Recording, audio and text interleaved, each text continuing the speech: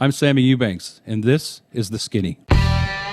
From the Fatheads Eyewear Studios in Speedway, Indiana, this is The Skinny, brought to you by Toyota, Rhino Classifieds, General Tire, and Dream Giveaway. This segment of The Skinny is brought to you by Toyota.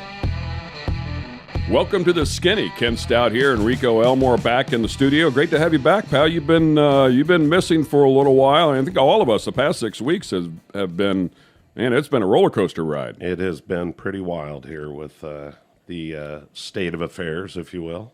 Yeah, for sure. So great to have Rico back in the studio. By the way, Carl typically is our engineer who's standing behind the scenes. He, unfortunately, is under the weather and not with us. So the track dude, Michael Young, who does fill in for Rico and does a great job of it, is standing back there for the first time. So we're guessing you're seeing and hearing this, but he's trying to push the buttons, and we'll find out in a little bit if it actually works or not.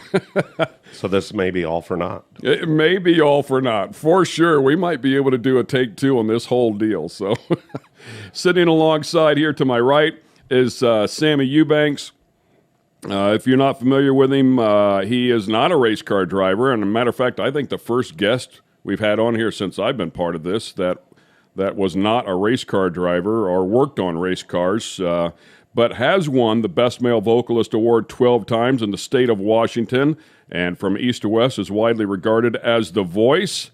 He and the band have won multiple awards and recognitions along the way. So is it called Sammy Eubanks and the Working Crew? Is that correct? Oh, the Working Class. The Working Class. That was a band I took to Memphis, Tennessee for the International Blues Challenge in 2019.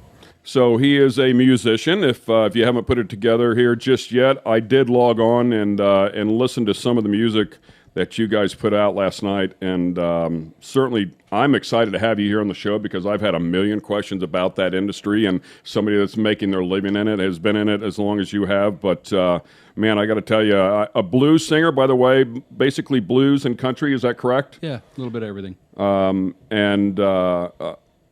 I was expecting a raspy blues voice. You hear blues, you think raspy, right, smoky voice, but oh my God, dude, your voice is crisp and crystal clear, man. It's very impressive for sure. Thank you. Talk to me about that industry. You've opened up for some of the biggest names of all time: Clint Black, Kenny Chesney, Merle Haggard. How cool is that? Colt Ford. So B.B. King. I love B.B. King. Yeah. The thrill is gone. As I think we were playing that song at my wedding, if I'm not mistaken. So. That was Alice's pick, I'm sure. Yeah. So, yes, I get it. But being in that industry, making a living in that industry, the first question that I wanted to ask you is, we're over here in the racing world. My son and I have been in the racing world, for near 15 years at this point. He's got a ton of talent. He's won championships, but we can't get him to the top tier. We just don't have that magic. We've not had the funds, and I'm not whining or crying. It's just, a lot of pieces of the puzzle have to come together for that to happen. And I look at somebody like you, and I wonder if it's almost the same. Exactly the same. Where you don't, you're not one of those mega radio stars, but yet you're making a living in this industry, and you're very good at what you do. Right. It's exactly the same. The same thing. You got to be at the right place at the right time. Somebody's got to hear you, see you. Whether you're driving a car or singing a song, it doesn't matter. If you're trying to move up that ladder, you have to. But you just got to keep doing it as well. The more you do it, the more people see you. I said the guy 40 years into his career, so. Yeah. Well, and I said to my son at some point, I said, we have to enjoy the ride. And you have to love what you're doing. We're really happy. If we're racing, we're really happy. We'd love to be racing IndyCar. Yeah, of course. But if not, let's take what we do have and let's enjoy the ride. Right. My dad would say, if it ain't fun, we don't go. That way, he was into drag racing, and when it stopped being fun, he stopped doing it. He started building sprint car motors. And so you have to have a good time, whatever you're doing. I'm sure there's people that, racing cars is fun. The act of racing the car, I'm sure, is, tons of fun. But all the stuff leading up to it can be monotonous. Same as a band, practice in the road, and all the stuff. For sure. Same. So how did the relationship begin with you two, Rico? Well, it was a dark alley. Oh, that's your. It was late at night and needed the money. That's your line. I'm sorry. Anyhow, it's interesting. A great friend, a mutual friend, in Pete Clemens that works for Lucas Oil and has for a number of years. Pete introduced us. 2009 Indy. 2009 Long Indy. time. Look at that. He remembers. One of those You were guys. smoking a cigar. It was good. we were playing in hospitality, and you were smoking a cigar. Just firing everybody Yes. up as usual, probably holding possibly a red Solo cup with, maybe something. At least some ice in it. Yeah. Ice, very little, but no, we met, as he said, in 2009. Great. Became fast friends immediately. Knew of him, of course, from the drag racing scene and him playing music and everything like that, which was, the guy is amazing. It's fun to watch. It's fun to listen to. He makes it a fun atmosphere while he's playing, and of course we came on with him this year. Really is the presenting sponsor with Fatheads for him out on the road at all the NHRA tours and some of the other things that you hit in between. But we had I was trying to think of this earlier, Sammy, and with your great mind. When we did the PRI show, we would always have kind of an industry party, and Jeff Matthews, our good friend, and his band at the time were playing at this event that we were having. We had Sammy fly in and play with us as well, or play with them as well. Along with one of the guys that used to work with us, Anthony, played drums a little bit with them. But it was an amazing time. It was a great time. It was a total different feel from what those guys were playing to what he was playing. And but it was. Do you remember what year that was? I don't remember what year it was. That was the Roush Yates party. Yeah, so we would team up with Roush Yates, and Right. You know what? We should have brought that up when we were at Roush Yates. Yeah. Because Jeff Clark was there. Well, I'll tell you what year it was. It was our 10-year anniversary. Okay. I remember it was our 10-year. 14. So 14, yeah, 14. So been a couple of days there, but he came out and played with us, or played with the band, and we had an amazing time there, and have stayed in contact over the years. I will give him this, much like the racing industry. He is constantly promoting, constantly pushing his program out there. And, we've tried to find ways to work together and things to do over the years. The cool part of it is with him at all of the NHRA events set up right in the Nitro Alley, if you will, playing off the back of the Fatheads Funhouse. Is that what we're calling it? That's now? what I call it. Yeah. That's what we call it now. Brought to you by Lucas Oil. But it's a great time because, it's cool to see the cars run and, them doing the turnaround or what have you in the pits, servicing things. But it's also nice to have some music playing in the background as well. And it's interesting. We were at Norwalk, and I won't bring up the team's name, but we were at Norwalk, and this particular team that we're involved with, they definitely know how to throw down after they win, and Sammy was over there with us, and the next thing you know, you got all of these guys, of course, that don't know Sammy and don't understand, I should say, understand his relationship to the deal, because they're all working, when he's playing, not a lot of attention is paid to him by the teams, if you will.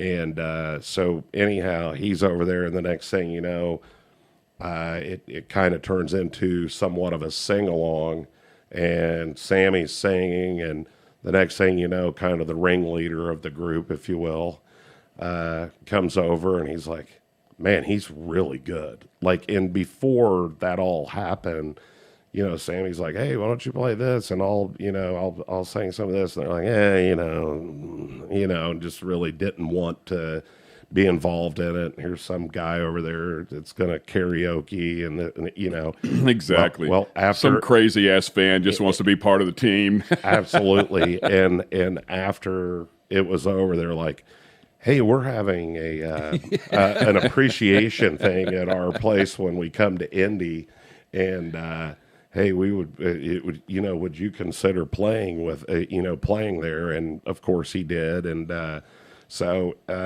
the coolest thing that I get to see with him out there, one, he's become a dear friend, but two, we were always friends, but we become a lot closer, beings that he and I always are the ones that stay at the track, and as we call it, we do the perimeter check late night and drive around on the golf cart with beverages, and I play 16 renditions of different songs to tell him to, and that's the cool part. I mean, I'm a music person. I love music and all sorts of music, and the cool part of it, is we do ride around, listen to music and just BS, but we call it our perimeter check, and sometimes the security likes it. Sometimes the security does not like it, but we don't care. We don't care. Don't care. Don't care. His OCD, you can get at least 30 seconds into a song before he'll switch to the second one and the next one. And Listen, nobody asked you. This is my turn, okay, pal. But anyhow, we spend a lot of time out on the road together. And as I told our crew that's with us all the time, I said, there's a lot of people that are out here that are involved in the game, as you well know, in the racing business. And Michael, from all the years he's been involved in it, and you as well. But there's some that this is our group, and if we need each other, we got each other, and so that's a very cool aspect of it, as well as kind of part of being family on the road. So, but yeah, long answer, but it's been a little while that we've been out there together, and this whole year, and now we're pushing forward to next year. And it's the same thing. I mean, listen, I love watching people's dreams come true, whether it's in the racing business, in business in general, or, the music business, because he is in a tough business. And really, it's exactly what he said earlier. It's about the impressions. It's nothing different than our business with eyewear. It's not that it's not great stuff, because it is. It's just not enough people get to see it. So with him being out on the NHRA tour with us, it's him, more folks getting to see him play music. And and we're working on jazzing that up a little bit, and probably going to start using some of his music, his original stuff within our show. With intro or ins and outs and things like that, and try to get some people to hear this. What do they call you? The songbird of the? No, that was a different thing. That doesn't really look like a songbird. No. But if you close your eyes, you just never know. Yeah. Hey guys, we have Sammy Eubanks here in the studio with us on the Skinny. We're going to take a quick break, and we'll be right back on the other side. Well, I was talking with my baby this morning about all the things we need. She unloaded everything that she was thinking about her and me. This segment of The Skinny has been brought to you by Dream Giveaway. Dream Giveaway has been giving away high-end American muscle cars to raise money for charity since 2007. Dream Giveaway is known for giving away classic and new muscle and paying the federal taxes so the winners don't have to. For $25, you can jump in the game, and part of that goes to charity. You'll have a chance at winning some of the coolest cars on the planet. Check it out at dreamgiveaway.com.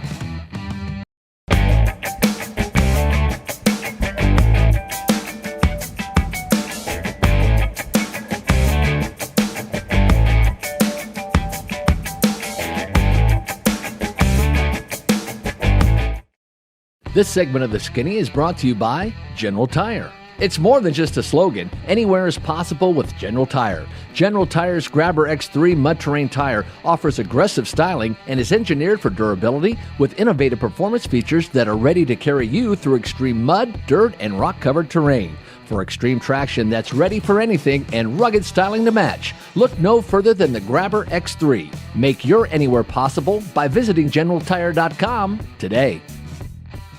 Welcome back to The Skinny. Ken Stout, Rico Elmore, and we have Sammy Eubanks in the studio with us here today, musician extraordinaire. If you get a chance to go to YouTube, Google this one up and listen to him.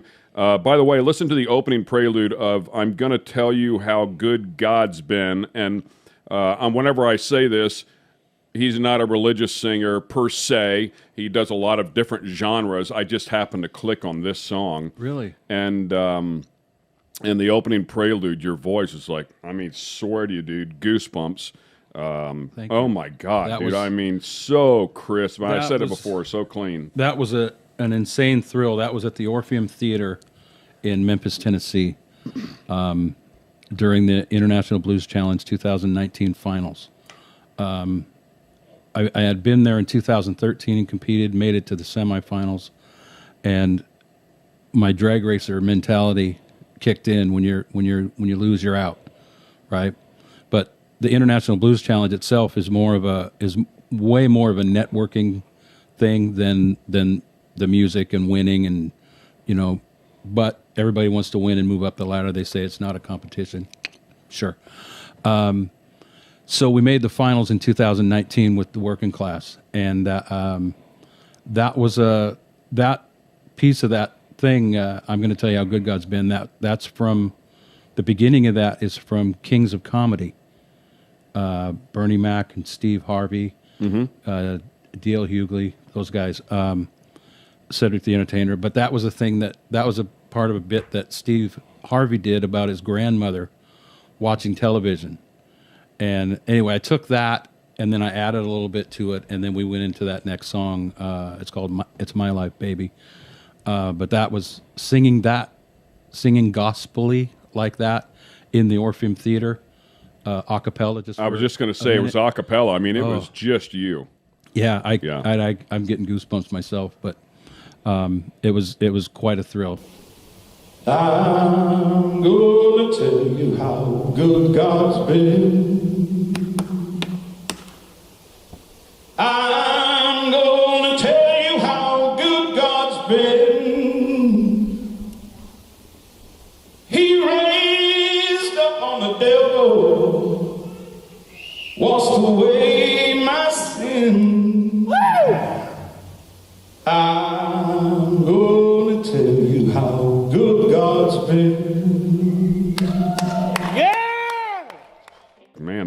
Man, that's legit right there. I mean, he might not be big time, and listen to him on the radio and a household name, but it's not because he can't sing. Not because I'm not trying. Yeah, I mean, and that's what made me think of the that first question that I asked you. The parallels, yeah.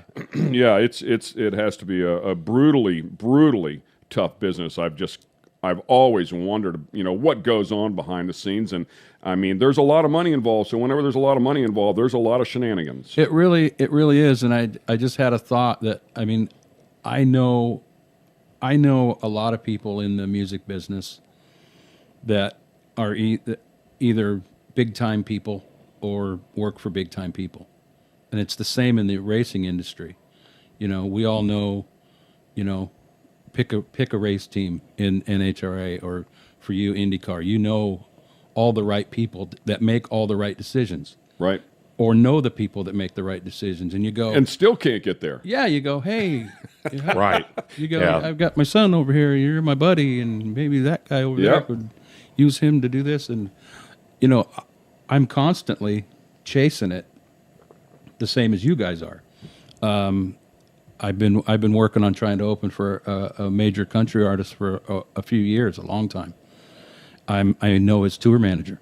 You know, I email him and, hey, what do you think about this? And, you know, try to break into that arena, and it just doesn't happen.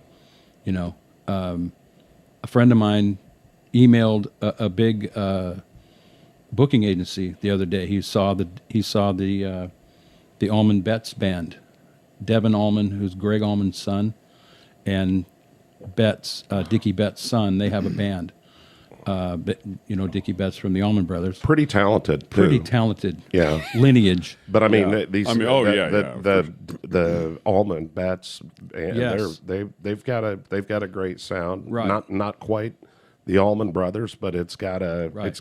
a variant of it that's pretty cool. So My RV friend back in Spokane that I've been working with, he went and saw them a couple weeks ago and was blown away by them. So he emailed their management and told them. And then him and I were, Brian and I were talking, and he said, I'm going to email that guy about you. You know, so he emailed him, and he copied me, and the guy wrote right back and said, it's just not a fit, not a good fit. You know, why? Yeah. I don't get it.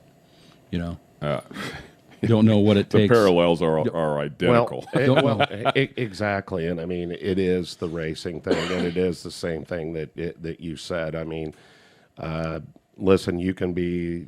I will put this out there that Robert Stout, Ken's son, you know, Alice's son actually, but anyhow, Robert is amazingly talented.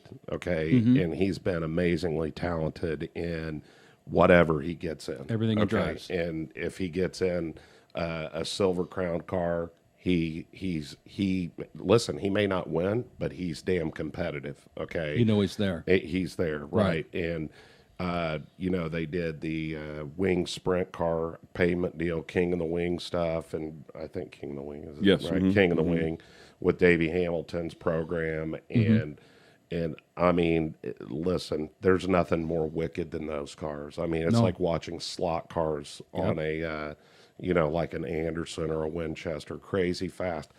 And you know, so he goes out and he's an instructor at a place out in California, and there is nobody else that pushes for him harder than this guy right here Right. with Ken, and he is lucky to have a dad like that, to be able to do something like that. And listen, the industry connections that we have, Absolutely. I mean, between us, Absolutely. the connections that Ken has from where he's done all of these broadcasts and, you know, interviewing all of these people and them knowing each other very close. And it doesn't matter. Now, I will say something that's pretty interesting. I think I called this back a little ways, that Indy Lights is coming back under IndyCar. Roger pulled it back in. Not that Dan Anderson's group wasn't doing a great job, because they were doing the best they could with what they had. But I think that Indy Lights program has to be under the mothership, no different than if Dan Anderson was running the Xfinity series for NASCAR. I agree with you. So I do think there's still a road to Indy, and I'm hoping that with the reorg and that coming back in, that actually will give opportunities to folks like Robert, Right. you know, to be able to come in and show his talents, because I would put him up against any of them. I would put Cody Swanson up against any of them. Okay. You know, and the list goes on there. So, but at the end of the day, it's no different than like what we've talked about, you and I, about different folks and you know, my buddy Danny that's written some amazing songs for some big Right. big players in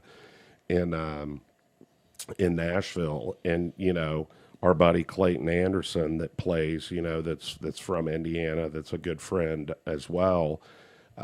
You know, it's just maybe that break happens. It's never because the talent's not there, Right.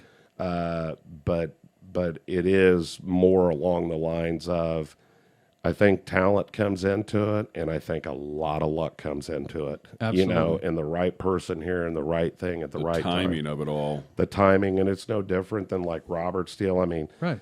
watching him, and it's kind of funny because I was on the front end of it on the truck deal that he's in now with Robbie Gordon's program. You know, and of course with Fatheads involved in it, and of course the Skinny, our show, involved with Robert there as well. You know, it was amazing just to watch him, where it wasn't like he couldn't hit his ass by any means. He was still out there doing it, but he was like, wow, this is way different than anything that, you know, you've got shock travel of 2 or 3 feet on these trucks where Is this off-road stuff? Well, it looks like an off-road truck, but they race them on asphalt. So picture, you know, if you're familiar Stadium with a truck? trophy, yeah, stadium trucks, yeah, the Okay. stadium Yeah. super trucks, Yeah, yeah. yeah. So 20 inches of travel in the front, 26 in the back, like you were saying, and I mean, he, like you said, I mean, he's raced, you know, karts and sprint cars and sports cars, and I mean, he's been in, you know, short course off-road cars. He's been in the gamut because, like you, we're just scrap every day. So wherever the next opportunity presents itself is where we end up going. If he could drive the same car for more than 2 years in a row, he'd probably be pretty good at something. But, you know, it's just move, and he's always in the top 5. You know, I mean, he just earned his 100th career podium and won the event at Nashville. So I mean, yeah, he's and I'm telling you, these guys running these trucks are nothing short of wild. I mean, well, and extremely talented. I mean, Oh, Robbie yeah. Gordon himself. I mean, And there's his son, nothing. The his- guy that hasn't won Right. in. You know, Sheldon Creed. You know, he just won the Craftsman Truck Series championship last year. I don't think it's Craftsman, but anyhow. Oh yeah, right, exactly right. It's not Craftsman to show my age, huh? Matty Brabham. He's son of 4-time IMSA champ Jeff Brabham, grandson of 3-time Formula One champ Sir Jack Brabham.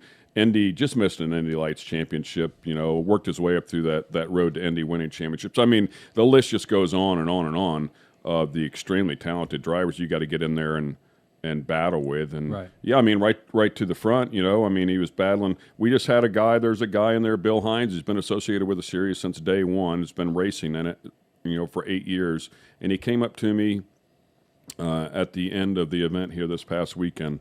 He said, man, I've been around this series since the very beginning. He said, your son is the first person I've ever seen come in and be competitive, racing for the front in the very first race that I've ever seen in this series. He said, and there's been some really good drivers. So, I mean, you get these cool little moments, you know, and Right. I'm sure you get them in your Absolutely. world too. And it's like, man, you know, and you'd love to hear it, and it feels good, and you just keep scratching your head like, what the hell, you know? Why can't we Yeah. get there? You know? Yeah, it's for my deal.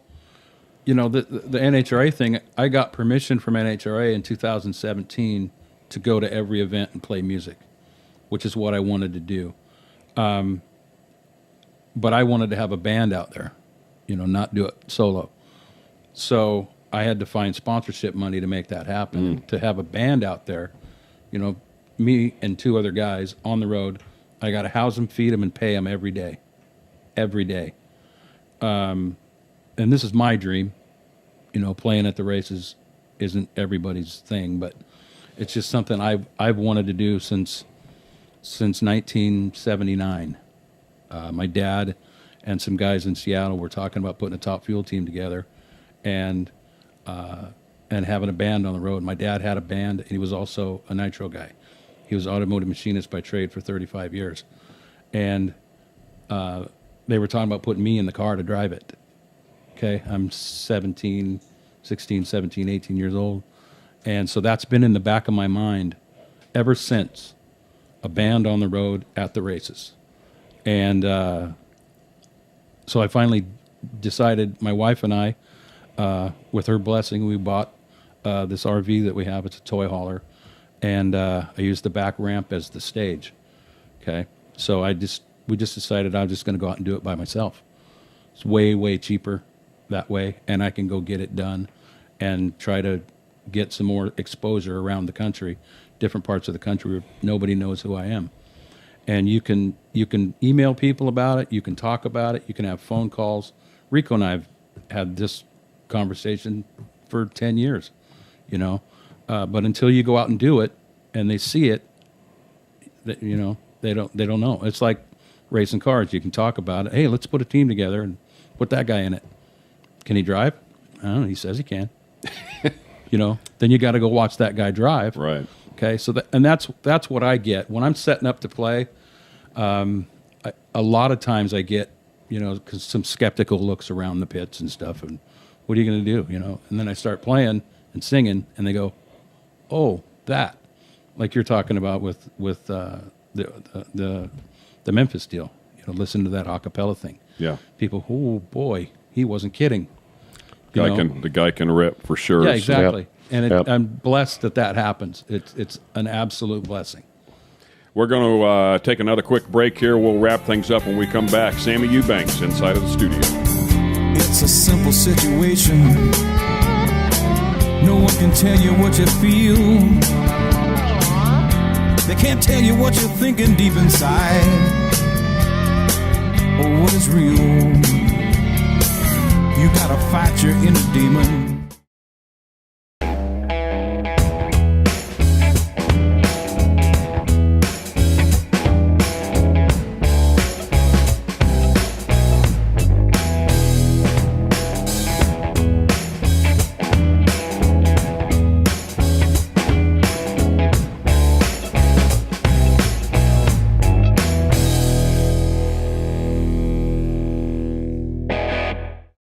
This segment of The Skinny is brought to you by Rhino Classifieds. Tired of all those ads and random stuff that shows up when you're looking to buy or sell your car parts?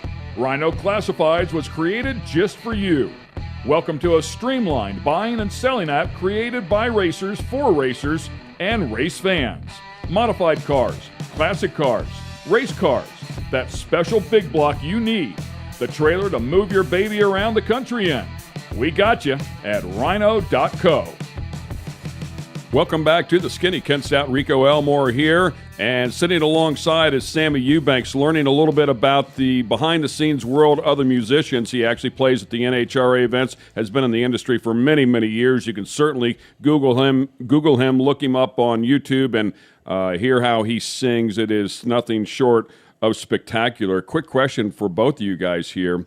As we kick off this final segment, did you happen to see where Johnny Ramone's guitar auctioned off, I want to say yesterday, for $900,000? Wow. Ka-ching. Wow. True fan. Yeah. He. That would have been like an old Tisco or something.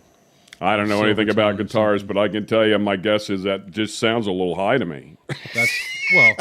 Those guys. Seems a little excessive. Those guys. I want to be sedated, apparently. Right. You know. I mean, people would say the same thing about Blackie. Maybe the dude was sedated when he offered for $900,000. I don't know, but Clapton's Strat, went Yeah. for $3 or $4 million. oh wow. Really? You know what you could do? How much could you help your son with $3 or $4 million? Oh yeah, right. That's at least 2 years of racing. right.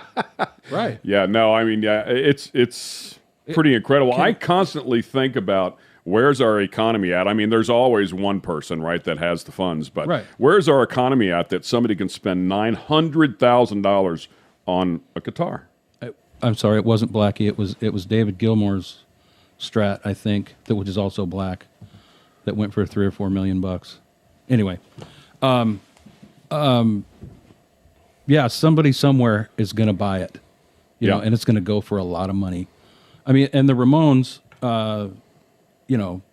just like any major rock band, the Stones or the Beatles or Aerosmith or whoever, there's rabid fans for their stuff, and a piece of their equipment goes up for auction. Somebody's going to buy it. How long have you actually been digging and scrapping in this industry? February of next year will be the start of my 40th year playing music. Oh my goodness! Wow, I started when I was 4. dude. I was just going to say, you don't look like you're 40 years old. Yeah. Yeah, and I would say something that's happened in the past, and I know that it's happened more often now. Of course, you being out there, they've got an amazing talent out on the NHRA tour, but you've done the national anthem for the opening the events. Mm-hmm. I've watched you. I guess what the first one you did this year was Brainerd. This year, Yeah, I think so. I think it was Brainerd, right? And Yes. then you did Indy, I maybe had 2 at Indy. 2 at Indy. But I think probably the what would have been the most special one to me was at Reading for the 9/11 anniversary. On 9/11. On 9/11. Do we have the rights to play that? I mean, can we get him to Yes. sign off on Yes. Play it. Yeah. Yeah. That would be Yeah. awesome. I mean, we joke about that because clearly you have to be careful with what we post on the show video wise. But that would be super You cool. just need to give NHRA.TV credit Yeah. because they shot it. Yeah. Yeah. And they have told me that that's okay. So yeah. just give them credit. awesome. So That was take us through that, because I, of course, was with you. We've been together all year, of course, and that day. Watching you do it at Brainerd was probably the first time that I got to actually go pay attention. Right. And I am a little upset that they didn't wait until second round to do it so I could come up there. But I told him, he goes, "Are you going to be up there for the national anthem?" I go, "Well, when is it?" He goes, "It's like at 10 o'clock. I go, "Can you see if they'll do it around second round so I'll actually be out of bed and be able to go up See? there with them?" That's why me and him are partners was here in great. this deal. Yeah. It was great.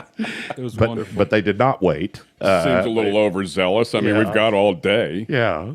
But take us through that day, 9/11, because I was with you and I watched your preparation. It was pretty amazing. It was singing that song is an absolute honor and a privilege.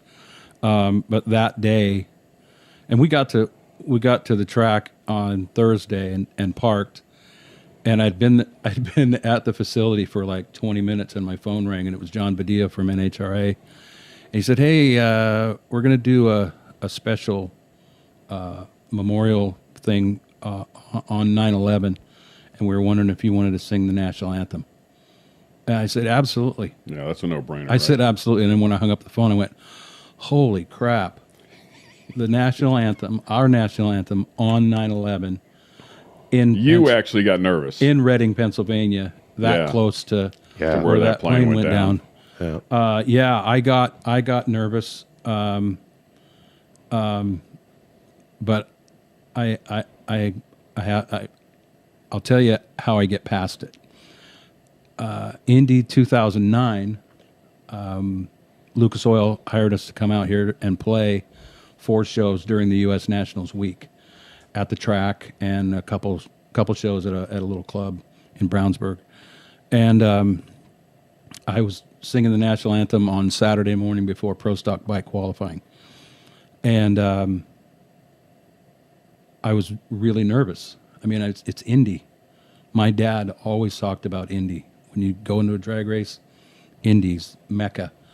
Indy. So here I am singing our national anthem at Indy. At Indy. And, my dad passed away in 2001. But my girlfriend at the time, she grabbed me by the shirt and she goes, "Are you nervous?" And I went, "Yeah." She goes, "You're Sammy effing Eubanks." I went, "Oh, yeah, you're right." That's So great. that's how I get past it. And that's what I did that day. Oh, say, can you see by the dawn's early light what so proudly we hailed at the twilight's last gleaming, whose broad stripes and bright stars through the perilous fight. O'er the ramparts we watched were so gallantly streaming, and the rocket's red glare, the bombs bursting in air, gave proof through the night that our flag was still there.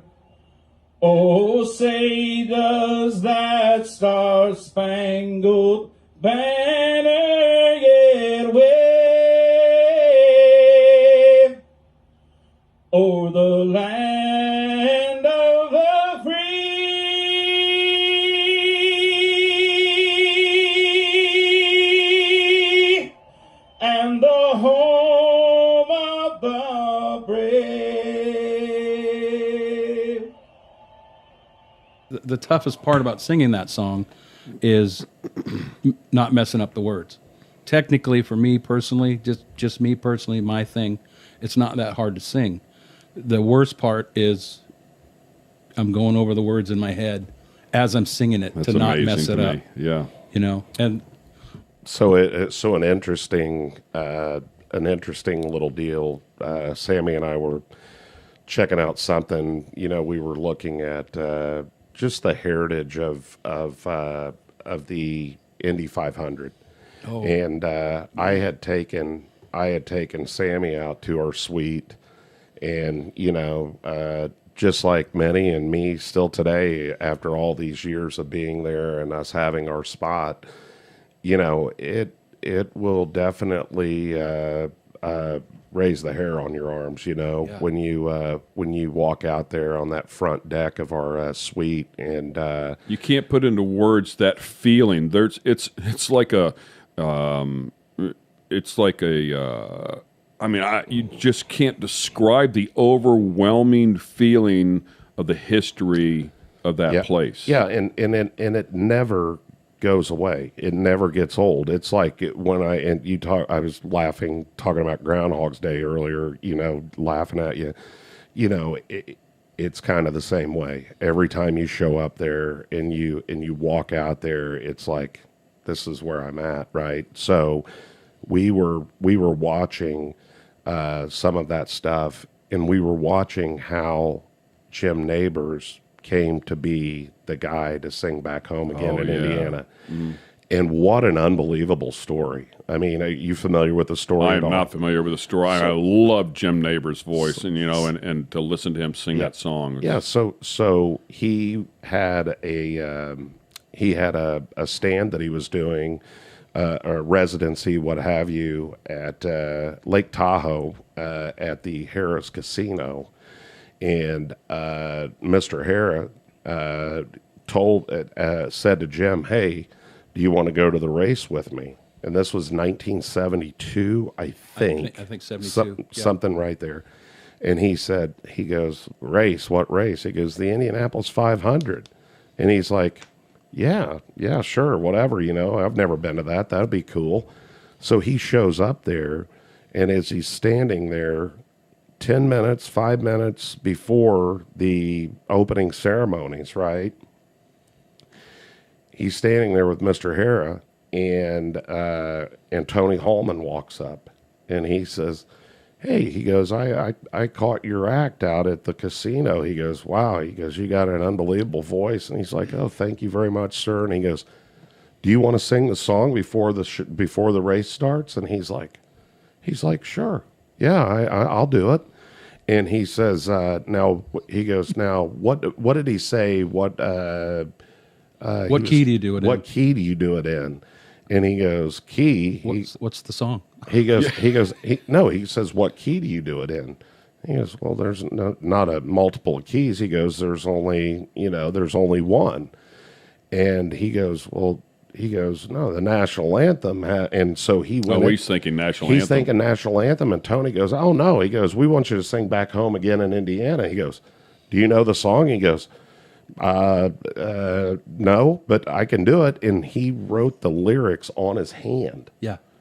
to sing back home again in Wow. Indiana 5 minutes, 5 minutes before the race started. Oh, my God. And No way. And I'm telling you, No way. it was an amazing story. And I love stuff like that. And Sammy and I are sitting there looking at it like, wow. Yeah.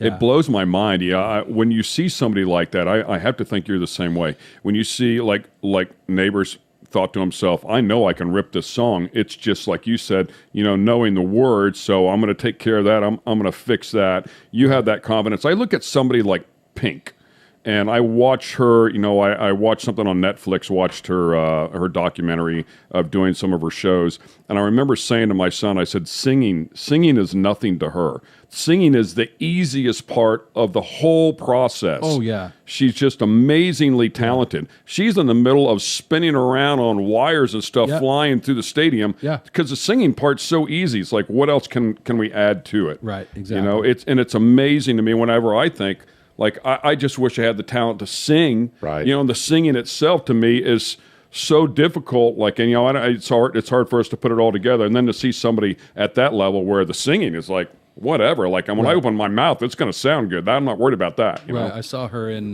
Phoenix 3 years ago. Unbelievable show. Unbelievable. And I think going back to the can you sing this song? I think entertainers, and I would imagine race car drivers too. If somebody says, "Can you do this?" Yeah, I can do it. Yeah. Yeah. I saw Right? an actor, Can you somebody- drive that? Yeah. Yeah, I can That's drive exactly it. right. Yeah. Yeah. Some And even if actor- they've never been in it, right? It's like, man, I'll figure it out. I saw some actor on a show. I don't know if it was Eastwood or somebody on a talk show, and if the director says, "Can you ride a horse?" Oh yeah, I can ride a horse. Then you get the part, and then you go learn how to ride a horse and come back. I was watching some movie and there was a line inside of it. I wish I could remember the name of it. I loved the movie. I've watched it actually 3-4 times. But there's a line in there, and this kid is riding his horse, and he had fallen off the horse, and in the movie he said, "Can you ride a horse?" And the kid responds, he said, "Well, hell yeah, I can ride a horse. I was riding him when I fell off." It's about right. I'm sure your son, if somebody said, "Can you drive that?" he goes, "Yeah, I can drive it. Let me get my helmet. I'll be right back." It's like one of the old timers, Tim Kofi. Remember, he was talking about John Cock when he was talking about Gordy. Gordy gets in the car and they can't. He's like, "All right, what do you turn on here again? What do you do here? How does this get it?" I mean, he's telling these stories when we were at lunch when our beloved friend Robin Miller was still alive. We'd go to the old timers lunch and listen to these stories, which, oh my God, just if you could mic up that group. But I can imagine. Anyhow, he's talking about John Cock, and he's like, ooh. He's like, they're making fun of him. I mean, they were railing him. Yeah. So, but awesome stories, man. More to come from you and with you, and maybe you'll hit your stride here in your youth, and Maybe your voice will finally change, and Yeah. great to have Sammy Eubanks here in the studio with us. It's been a wonderful morning. It's certainly very enlightening. I've often wondered, and as Rico just alluded to, man, we'd love to have you back here. There's so would many love more to. Thank questions, and we'd love to. I want to say a personal thank you to Rico for your help. yeah, it isn't for the fact that you didn't deserve it. So there's a lot more out there for you. All I can tell you is, as I tell many, winners never quit and quitters never win, So you stayed after me pushing to get us to do something with you. We're glad we did. We don't know if we're selling fish from it, but we are glad we did. I'm trying. Nothing short of that. I do know that. Yeah. So. It's been a great time. Make sure you look him up, Sammy Eubanks. Google that one up. Go to YouTube, listen to some of his music, and support his effort. I promise you will not be disappointed. Hope you enjoyed this edition of The Skinny. Thanks for being with us here on The Skinny. This episode has been brought to you by Toyota, Rhino Classifieds, Dream Giveaway, and General Tire. For the latest in sunglasses, optical frames, accessories, and apparel, be sure to check out fatheads.com. That's Fatheads with a Z.